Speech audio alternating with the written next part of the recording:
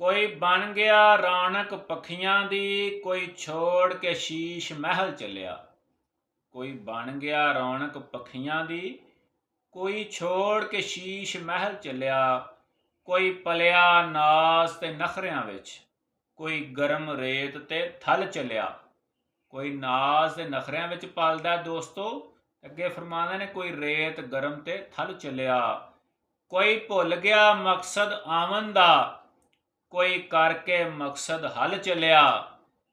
कोई भुल गया मकसद आवन दा, कोई करके मकसद हल चलिया। इत्थे सब मुसाफिर नहीं फरीदा, कोई अज चलिया कोई कल चलिया। दोस्तों थोड़ी जी जिंदगी है, कोई दुनिया तो अज जा रहा है, किसी ने कल चले जाना, वारी अपनी भी आ जानी है। दोस्तों आवन का मकसद की सी, अपनी जिहड़ी जिंदगी अल्लाह तो उहदे रसूल की ताबेदारी च बसर की जाए। लेकिन दोस्तों इत्थे आण के आपां मकसद नूं भुल गए हाँ, पूरा जोर शैतान दे मगर लग के जोर लाया जा रहा है।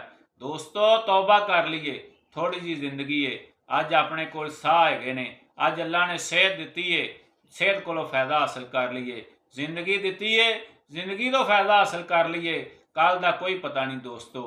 अपना शुमार जिंदियां च होना है या मुरदियां च। अल्लाह ताला अमल करन दी तौफीक अता फरमावे।